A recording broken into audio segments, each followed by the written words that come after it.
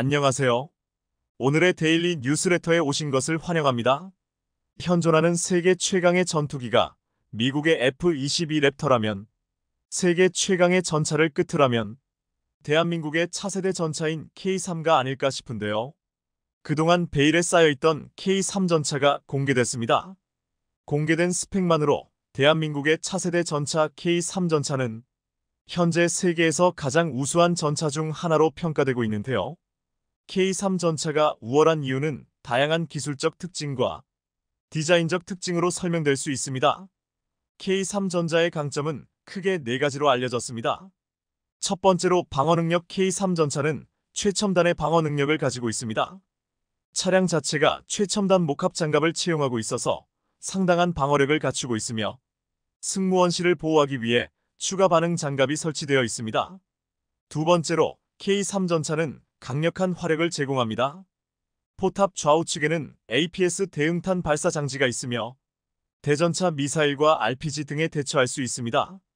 세 번째로 K3 전차는 상황 인식 능력이 뛰어나며 드론을 활용한 정찰과 위험 요소의 식별을 통해 전차에 실시간으로 정보를 전달합니다. 또한 차체에 설치된 파노라마 잠망경과 카메라는 승무원들에게 전차 주변 360도 상황을 제공하여 상황을 신속하게 파악할 수 있습니다. 네 번째로 K3 전차는 MTU 883 엔진을 사용하여 뛰어난 기통성을 갖추고 있습니다. 이 엔진은 고운 및 고압에서도 안정적인 성능을 발휘하며 전차의 이동과 전투 상황에서 필요한 충분한 통력을 제공하는데요. 이것이 다른 국가들이 개발하는 전차들과 다른 우리만의 강점이라고 할 수 있습니다. 하지만 대한민국의 강점은 이뿐만이 아닙니다. 대한민국의 K2 흑표는 그 잠재력과 발전성이 무서운 테요. 재원이나 성능 같은 스펙으로는 K2에 비견할 만한 전차가 있기는 하지만 해외 수출 기준으로 봤을 때 가격 대비 성능, 빠른 납기와 신뢰할 수 있는 후속 지원 등의 종합적인 면으로 평가하면 K2를 따라올 전차가 없습니다. 대전차 미사일과 드론 등 첨단 무기들이 통장하며 한때 전차 무용론이 대두되기도 했으나 러시아 우크라이나 전쟁, 이스라엘 하마스 전쟁의 실전 사례를 통해 전차가 지상전의 대장이라는 사실을 다시 한번 확인되면서 전차 무용론은 쏙 들어갔는데요. 따라서 미국, 독일, 프랑스 등 오랫동안 세계 무기 시장을 주름잡던 전농과 관록의 기존 방산 강국들은 K2와 대결하는 것을 포기하고 아예 새로운 개념의 차세대 전차 개발에 본격적으로 나서고 있습니다. 한국 역시 K2 성능을 뛰어넘는 것은 물론 해외다든 강대국들이 개발하고 있는 전차와의 대결에서 우위 점할 만한 K3 전자 개발 계획을 이미 진행 중에 있습니다. 사실 K2 전자는 한국이 자랑하는 3.5세대 전차로 어디 내놓아도 꿀리지 않는 성능과 위력을 갖추고 있지만 개발 완료 시점이 2008년으로 벌써 15년 정도의 시간이 흘렀는데요. 앞으로도 한동안은 계속 세계 전차 시장에서 절대적인 위치에 당당히 서 있겠지만 15년 동안 첨단 기술이 계속 진보되어 왔기 때문에 구식화되어 가는 것은 어쩔 수 없습니다. 미국, 러시아, 중국, 유럽 등 다양한 국가에서 새로운 전자에 대한 연구 및 개발이 진행되고 있는데요. 우선 한동안 전자 개발에서 소식이 뜸했던 미국의 약진이 두드러집니다. 미국에서는 M1 에이브람스의 후속 모델인 M1 A3 에이브람스 X의 개발이 진행 중인데요. 이 차량은 무인화 기술과 레이저, 포탑 무선 통신 기술 등을 적용하여 생존성과 화력을 강화하는 것에 중점을 두고 있습니다. 반면 미국에게 적대적인 중국이 가만히 있을 리 없습니다. 미국이 새로운 무기 체계의 개발을 시작하면 중국도 미국에 대항하기 위한 무기 체계를 따라서 개발하는 경우가 많은 테요. 이번에도 마찬가지로 중국에서 차세대 전차 개발에 나선 상황입니다. 중국이 개발하려는 전자는 무인화 기술과 전자전 기술 레이저, 포탑 등을 적용하여 화력과 생존성을 강화시키는 것이 특징이라고 할 수 있는데요. 유럽의 전통적인 전차 강국 독일과 프랑스 역시 차세대 전자 개발에 박자를 가하는 중입니다. 독일과 프랑스 등 방산 강국들이 개발하는 차세대 전차는 스텔스 형상을 채택하고 있는데요. 스텔스 전자는 적의 레이더 탐지를 피하기 위해 스텔스 기술을 적용한 전자로 적의 탐지를 어렵게 하고 공격을 성공적으로 수행할 수 있도록 설계되었습니다. 스텔스 전자의 주요 특징은 레이더 반사면의 최소화, 열방사 및 소음 감소, 적외선 서명의 최소화 등이 있는데요. 이를 통해 적 레이더에 발견되는 것을 최소한으로 조림과 동시에 전쟁에서의 생존성을 향상시키는 것이 가능합니다. 이 때문에 스텔스 전자는 레이더 반사면의 최소화를 위해 전자의 외형이나 소재가 스텔스에 적합하도록 설계되었으며, 이를 통해 레이더 파장을 반사하거나 흡수하는 능력이 향상되는데요. 열방사와 소음을 감소하면 적은 스텔스 전자의 열 탐지나 청각 탐지가 어려워집니다. 미국이나 유럽, 중국 등에서 차세대 스텔스 전자를 개발하고 있어 우리 역시 가만히 있다가는 흐름에 뒤처질 수 있는데요.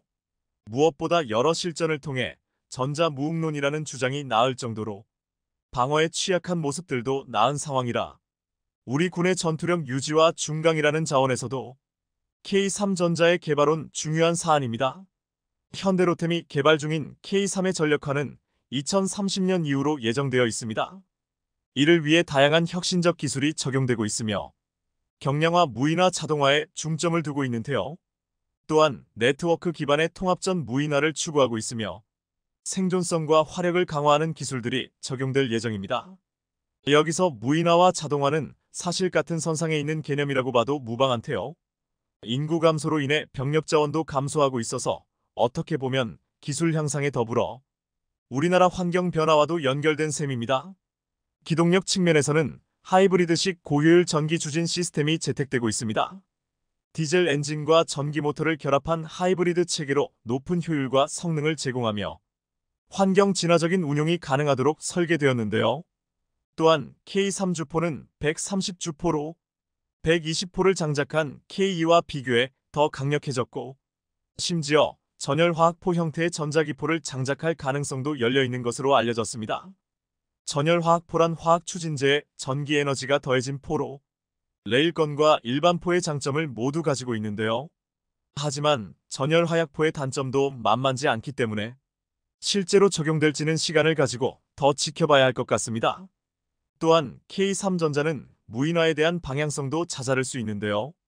원격 사격 통제 시스템이 있어 사수가 외부로 신재를 노출시키지 않고 안전하게 사격하는 것이 가능합니다. 여기에 한국전자 운용의 고질적인 단점으로 지적되던 문제도 개선되는데요. 영상 등을 통해 조종수가 해지를 열고 전자 밖으로 몸을 내놓고 운행하는 것을 보신 적이 있을 겁니다. K3에서는 6개의 카메라로 구성된 영상 장비가 장착돼 외부에서도 외부 상황을 360도 조망할 수 있어 승무원의 안정성이 크게 향상될 예정인데요. K3을 운용하는 승무원은 전자장, 조종수, 모수 이렇게 3명일 것으로 예상되는데요. 포탑 하부의 캡슐형 승무원실에 탑승해 생존성 향상을 더욱 증대시킬 수 있습니다. 전투 상황에서 전자는 군대의 중요한 무기재개 중 하나인데요. 뿐만 아니라 지상전에서 적에게 공포심을 불러일으키는 강력한 무기재개입니다. 차세대 전자 K3의 개발은 우리나라의 군사력을 강화하고 국방력을 높이는 데 큰 역할을 할 것입니다. 2026년 전력화를 목표로 개발 중인 한국형 초음속 전투기 KF-21이 유사시 작전 반경을 대폭 확대할 수 있는 공중급유 시험에 첫 성공을 거두며 이러한 전환점에 도달했습니다. 이는 KF-21이 단순한 국내 개발 전투기를 넘어 국제적인 수준의 전투 능력을 갖추고 있음을 증명하는 순간입니다. 공중급유 능력은 현대 전투기에 있어 필수적인 기능 중 하나로 이를 통해 KF-21은 더 긴 채공 시간과 더 넓은 작전 범위를 확보할 수 있게 되었습니다. 방위사업청은 3월 19일 KF-21CJ 5호기가 남해 상공에서 이루어진 공중급유 비행에 처음으로 성공함으로써 전투기의 작전 효율성과 공군의 전략적 유연성을 크게 향상시켰다고 발표했습니다. 방위사업청은 KF-21CJ 5호기 단자가 19일 오전 경남 사천의 제3훈련 비행장을 이륙해 남해 상공에서 공중급유 비행에 성공했다고 밝혔습니다. 공군의 공중급유기 시그너스 KC-330가 비행하면서 급유 막대를 KF-21에 연결해 연료를 주입했습니다. 공중급유 시 발생하는 급유기 뒤쪽의 난기류가 KF-21 조종에 어떤 영향을 미치는지, 급유기와 KF-21의 연결 분리가 안전하게 이뤄지는지 등을 점검했습니다. 공중급류를 하게 되면 채공 시간이 길어져 원거리에서 다양한 임무를 수행할 수 있고 적진에 투하할 폭탄도 더 많이 탑재할 수 있게 됩니다. 방사청은 작전 반경은 공중급류 시점과 급류량에 따라 차이가 있지만 1회 공중급류로 최소 약 50% 이상 증대가 예상된다면서 공중급류로 KF-21의 작전 반경과 운용 시간을 확장해 원거리 임무 능력 등 작전 효과와 공군의 전투력을 극대화할 수 있다고 설명했는데요. 노지만 방사청 한국형전투기 사업단장은 2025년 3월까지 약 60여 회에 걸쳐 다양한 고도 및 속도에서 KF-21 공중급류 능력 검증을 지속할 예정이라고 밝혔습니다. 공중급류 시험의 성공은 KF-21이 세계적인 수준의 전투기로서의 역량을 갖추고 있음을 입증하는 중요한 단계입니다.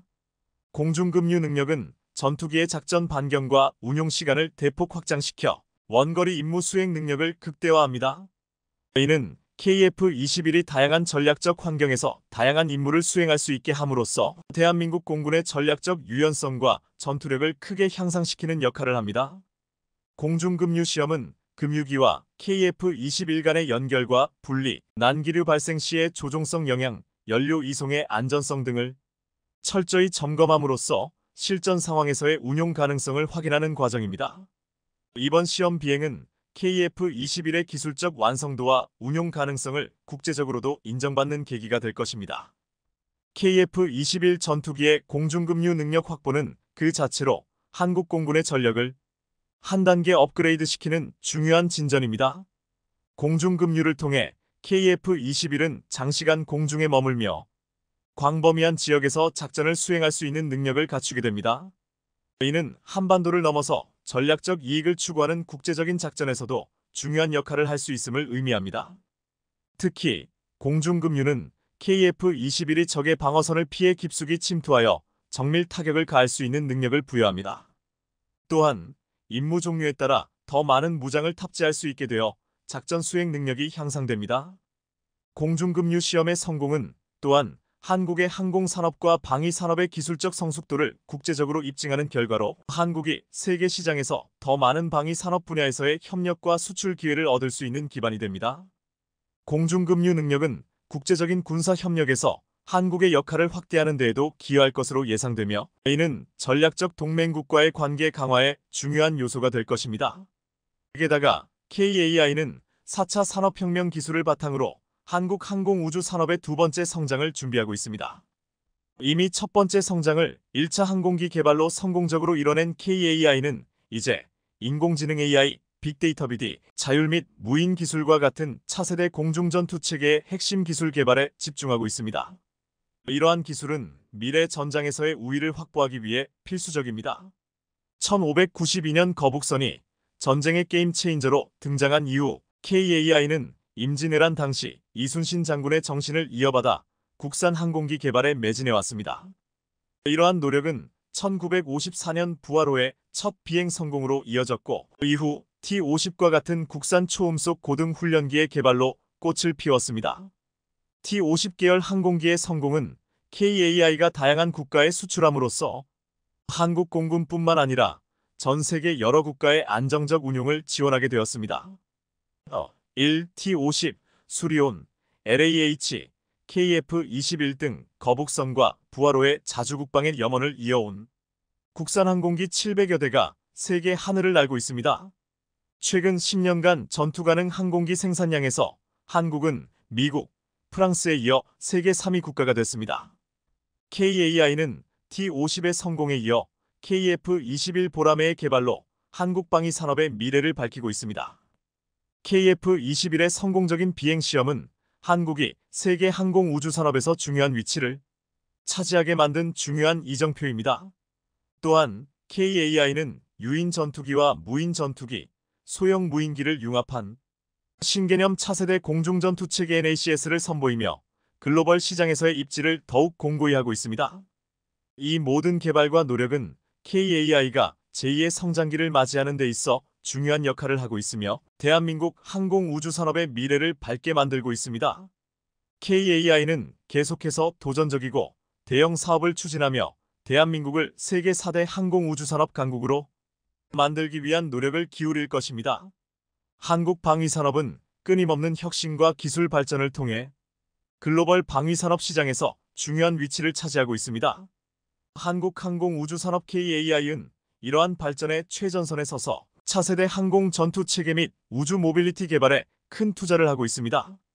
KAI는 4차 산업혁명의 핵심 기술인 인공지능 AI, 빅데이터 BD, 자율무인 기술을 활용해 6세대 전투 체계 개발에 앞장서고 있습니다.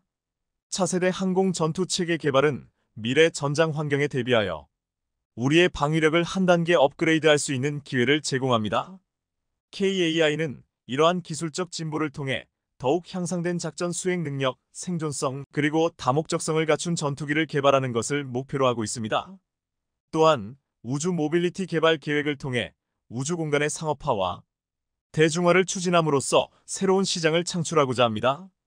KAI의 차세대 공중전 체계 개발은 대한민국이 세계 항공우주 산업의 강국으로 도약하는 데 있어 중요한 발판이 될 것입니다. 이를 통해 한국은 미래 전장의 핵심 기술을 선도하고 우주 경제의 실현을 앞당길 수 있을 것으로 기대됩니다.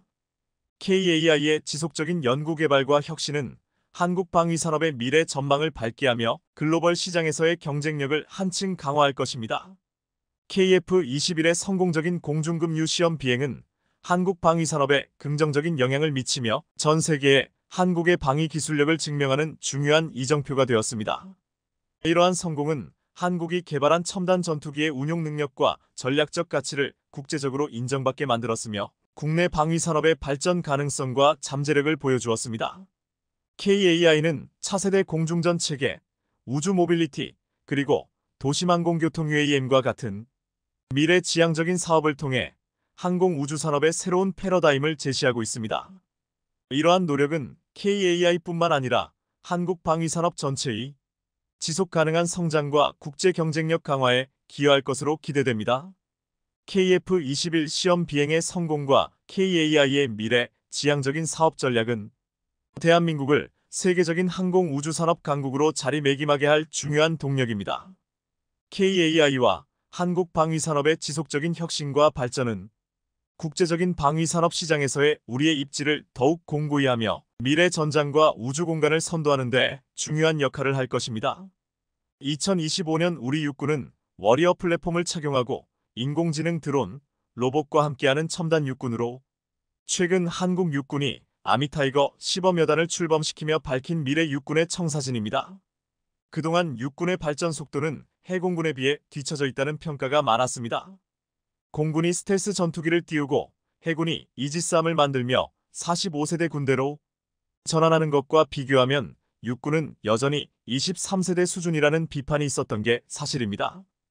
야외 훈련을 하면 지휘관과 참모들이 천막에 설치한 야전지휘소에서 부대를 통제했고 걸어서 먼 거리를 이동하는 보병들은 앞서가는 트럭들을 부러운 눈으로 쳐다봐야 했습니다. 전차, 포병, 헬기와 일선 보병은 실시간 통신도 쉽지 않았습니다.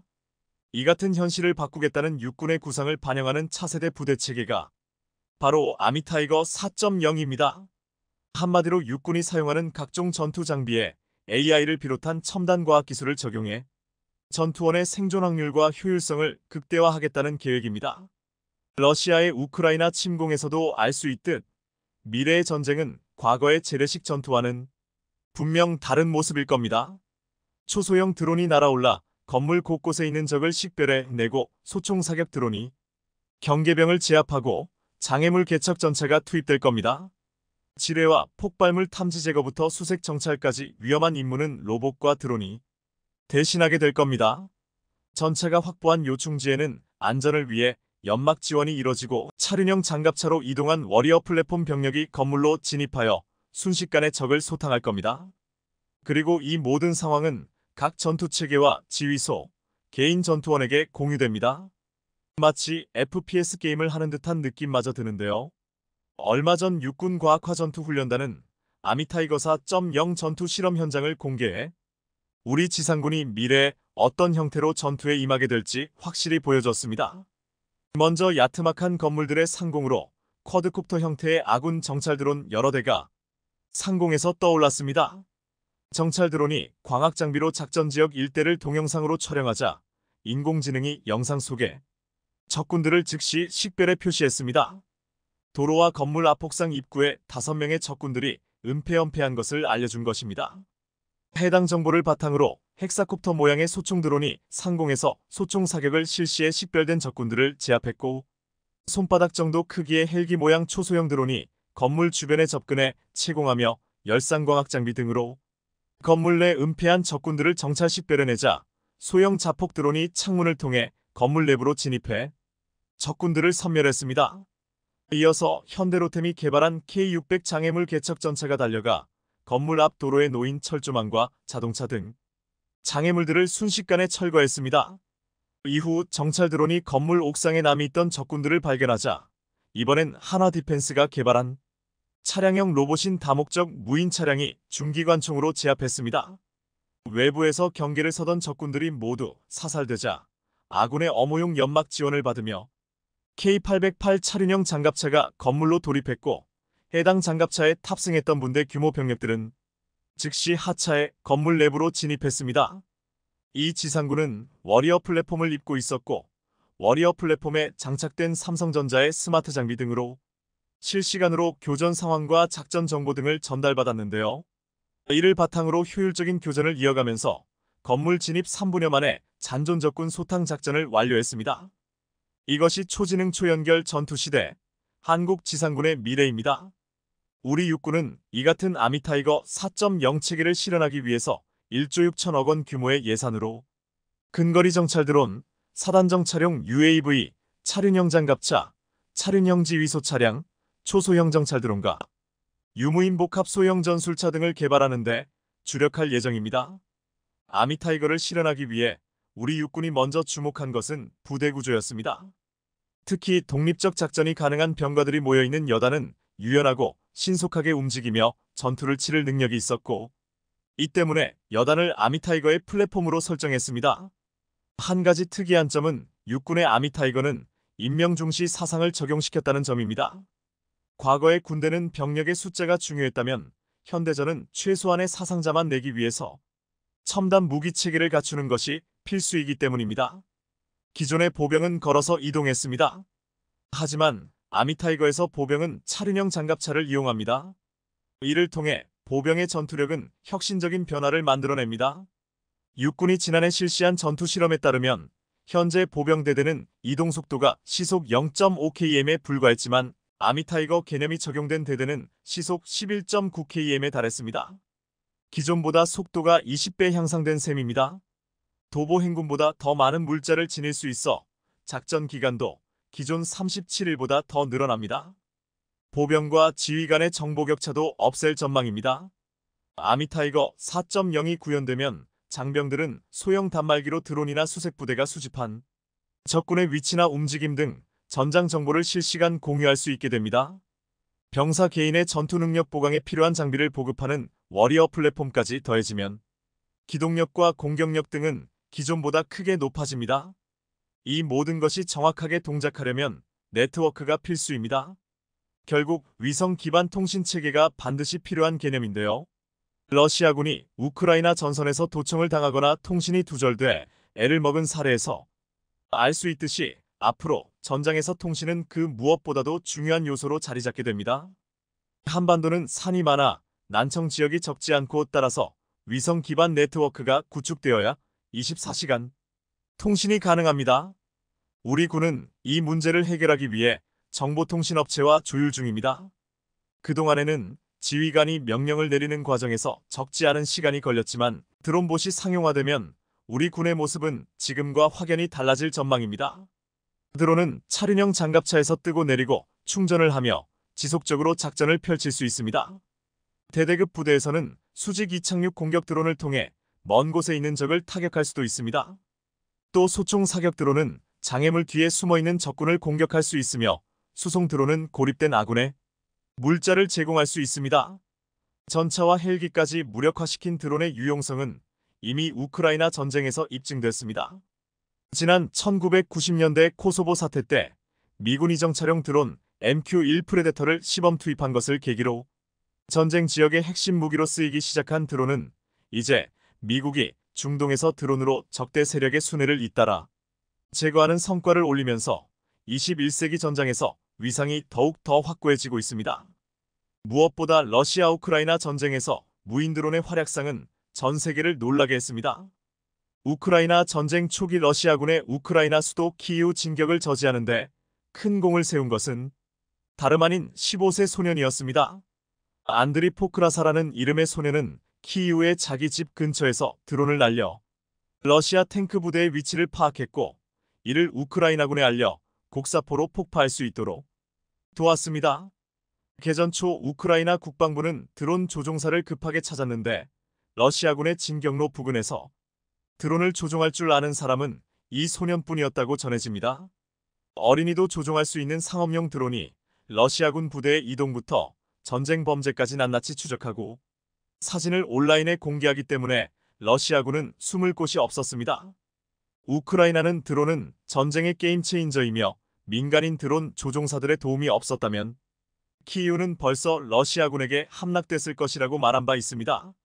미군은 현재 정찰용 공격용 등을 포함해 최소 8,000여 대의 군사용 드론을 확보하고 있는 것으로 알려졌는데 정찰 폭격 기능을 동시에 가진 MQ-9 리퍼 등이 아프가니스탄과 이라크 등 주요 분쟁 지역에서 적군 공격에 활용됐습니다.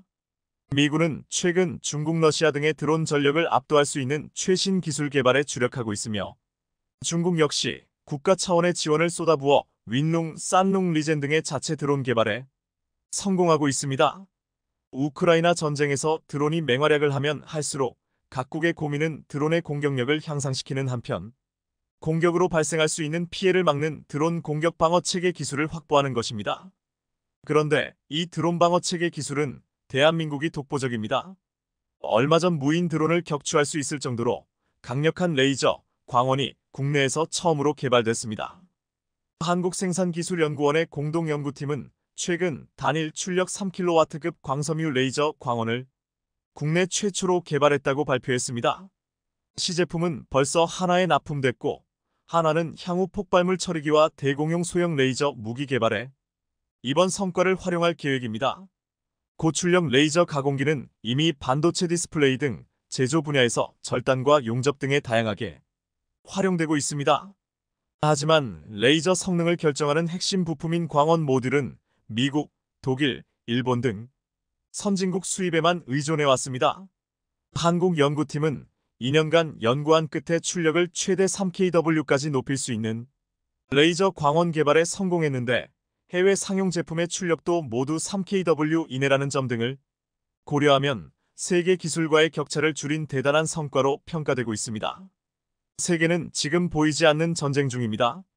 바로 사이버 핵무기로 불리는 양자 기술 개발에 전쟁에 버금가는 치열한 전쟁을 벌이고 있는데요. 양자 기술은 양자 컴퓨터를 통해 기존의 암호 체계를 붕괴시키거나 양자 레이더를 통해 스텔스 기능을 탑재한 표적을 탐지하는 등 기존의 기술로는 불가능에 가까운 역할을 수행할 수 있어 미래 전장에 커다란 변화를 몰고 올 것이기 때문입니다. 그런데 한국이 여기에 도전장을 내밀었습니다. 최근 국방과학연구소가 세계 최고 수준의 강력한 양자통신 개발에 성공해 한국도 이제 미국과 동급의 첨단 무기를 만들 수 있겠다는 기대감에 부풀게 했는데요. 얼마 전 국방과학연구소는 2.6km급 양자 송수신 기술 시연에 성공하며 절대 뚫을 수 없는 강력한 양자통신 개발에 성공을 알렸습니다. 이날 시연은 국내 최초로 성공한 세계 최고 수준의 고효율 얽힘 생성 기술을 공개하고 이를 야외 2.6km 거리로 송수신하는 기술을 선보인 것이었습니다. 양자 얽힘은 두 양자가 먼 거리에 있어도 계속 연결되어 한 양자의 특성 변화가 다른 양자에도 즉각적으로 영향을 미치게 되는 현상으로 원거리 목표물 탐지, 암호통신 등에 이용될 수 있는 중요한 양자의 특성입니다. 이 연구 성과는 2020년 11월에 착수한 국방기술개발 사업을 통해 2년 6개월 만에 이뤄낸 것이었습니다. 이 기술의 의미는 장거리 송수신의 경우 전송되는 광자들의 대기 영향을 최소화하는 것이 매우 중요한데 이러한 대기외란 보정 기술을 한국이 자체 기술로 확보했다는 점에 있습니다. 미국, 중국, 유럽 등 해외 양자 선도국의 경우 오랜 기간 막대한 인력과 예산 투자를 통하여 꾸준히 관련 기술을 연구해왔고 현재 위성과 드론 등 다양한 플랫폼을 이용해 양자 센싱 라이다 및 무선 양자 통신 연구를 수행하고 있는데요. 사실 이미 국방과학연구소는 지난해 스텔스 탐지에 필요한 핵심 기술 개발에 성공했습니다. 작년 4월 국방과학연구소는 양자역학적 원리를 이용해 광파와 마이크로파 간의 주파수를 양방향으로 변환하는 자성체 기반의 양자 주파수 변환 기술을 순수 국내 기술력으로 개발하는 데 성공했다고 발표해 본인들이 세계 최고라던 중국을 깜짝 놀라게 했습니다. 양자 레이더는 고전적인 전자기파를 사용하는 기존의 레이더와 달리 얽힌 양자를 이용함으로써 스텔스 물체와 같이 반사율이 매우 낮은 물체도 탐지할 수 있는 신기술입니다. 국방과학연구소는 광파와 마이크로파 간 주파수의 양방향 변환이 가능한 핵심 기술을 확보해 한국 양자 레이더 원천 기술 개발에 첫걸음을 뗐는데요. 이러한 한국의 양자 분야에서의 성과에 가장 긴장하고 있는 나라는 중국입니다. 중국은 이미 5년 전에 양자 레이더의 끝판왕이라 자랑하는 양자 레이더를 개발했고 이 레이더의 탐지 능력은 100km을 넘는다고 자랑해왔습니다. 하지만 전문가들은 중국산 레이더의 실용성이 크게 떨어진다고 평가합니다. 현대전에서 레이더는 최첨단 공격 미사일보다 더 중요한 무기로 평가받고 있습니다. 현대의 전쟁은 레이더의 성능에 따라 적국의 스텔스 기능을 갖춘 전투기를 얼마나 잡아내느냐에 따라 승패가 갈린다고 해도 과언이 아니기 때문입니다. 대표적인 예가 바로 미국의 F-22입니다. F-22는 적의 레이더의 새보다 더 작게 잡힐 정도로 은폐 성능이 뛰어납니다.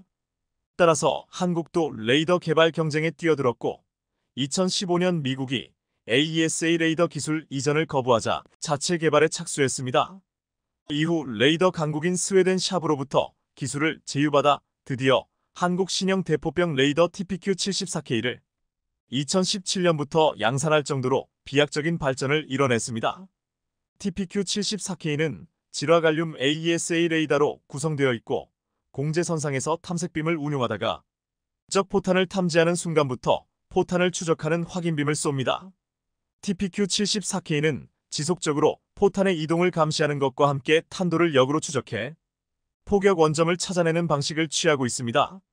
무엇보다 TPQ-74K는 기존 대포병 레이더에 비해 탐지거리가 크게 늘어난 약 70km의 탐지거리를 가지고 있는데요. 이제 곧 한국도 중국의 양자 레이더 커버 능력인 탐지 능력 100km에 도달할 것입니다. 한국은 육군 레이더만 기술 개발에 성공한 것이 아닙니다. 차세대 군함을 위한 MFR 레이더 개발에도 성공해 레이더 기술만큼은 자신들이 앞서고 있다고 생각한 중국을 깜짝 놀라게 했던 것입니다. 그렇다면 세계는 지금 왜 이렇게 양자 기술을 활용한 양자 레이더 개발 및 양자 컴퓨터, 양자 보안 기술 등에 막대한 돈을 쏟아부으면서 연구 개발에 매진하고 있는 것일까요? 무엇보다 양자 레이더, 양자 컴퓨터 등의 기술이 미래 전쟁의 승패를 좌우하는 기술이기 때문입니다. 양자 컴퓨터의 경우 우월한 연산 능력을 기반으로 하여 군수 물자의 효율적 관리 및 국방 영역 전반에서의 최적화된 문제 해결 방법을 찾아낼 수 있게 만들어줄 것입니다. 또한 전장 환경의 세부적인 묘사 및 정확한 분석에도 기여할 수 있습니다. 그리고 양자 컴퓨터가 가진 소인수 분해 문제 해결 능력을 활용하면 암호화된 통신 등의 도청에도 이용할 수 있습니다. 한국은 미국, 유럽 등에 비해 양자 관련 기술에 뒤처져 있는 게 사실입니다. 하지만 양자 관련 기술은 진입이 늦어도 얼마든지 앞선 기업들을 따라잡을 수 있다는 것을 구글이나 인텔의 사례가 보여주고 있습니다. 얼마 전 국제학술지 네이처 표지에 고전적 방법으로 도달할 수 없던 물리학 영역에 접근하다라는 제목으로 미국 IBM의 양자 컴퓨터 연구 논문이 소개됐을 때 세계의 석학들은 긴장했습니다. 이것은 양자 컴퓨터 상용화의 걸림돌로 꼽히던 계산 오류 문제를 처음으로 해결했다는 발표였기 때문입니다. 라이벌 기업 구글이 양자 컴퓨터의 연산 오류를 정정할 수 있다는 실험 결과를 내놓은 지 불과 4개월 만에 IBM이 슈퍼컴퓨터 성능을 뛰어넘는 양자 컴퓨터 개발에 성공한 것이었습니다. 양자컴은 기존 디지털 컴퓨터를 뛰어넘는 연산 성능을 갖춰 꿈의 컴퓨터로 불립니다.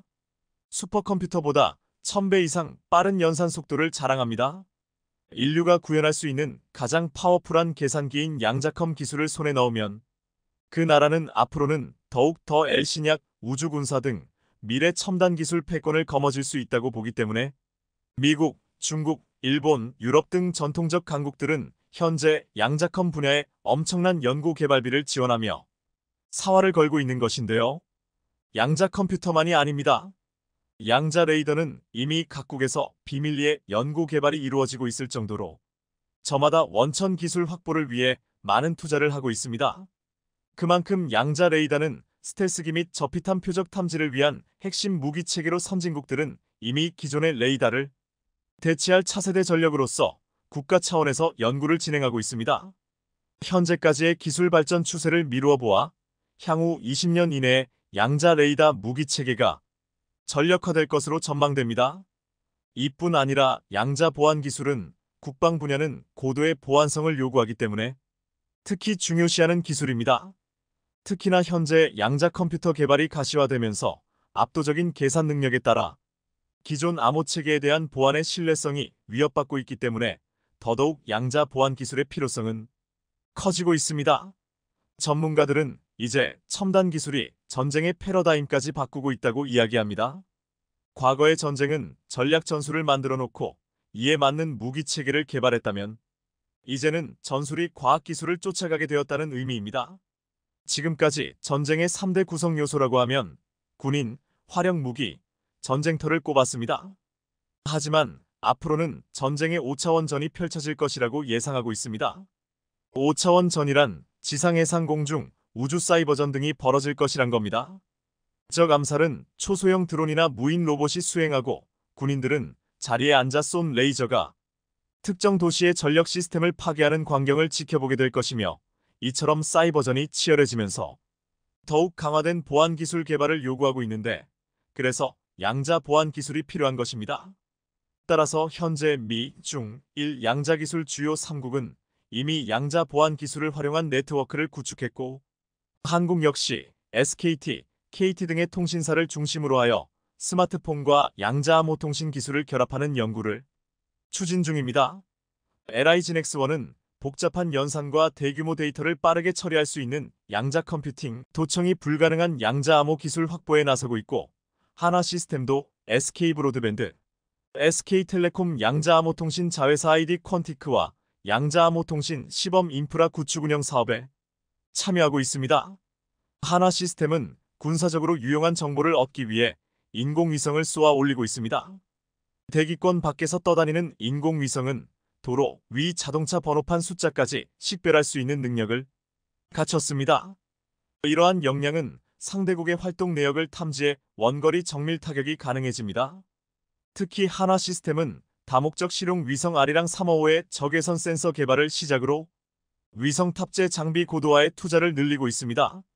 반면 LIGNX1은 100kg 이하급 초소형 위성 개발에 초점을 맞추고 있습니다.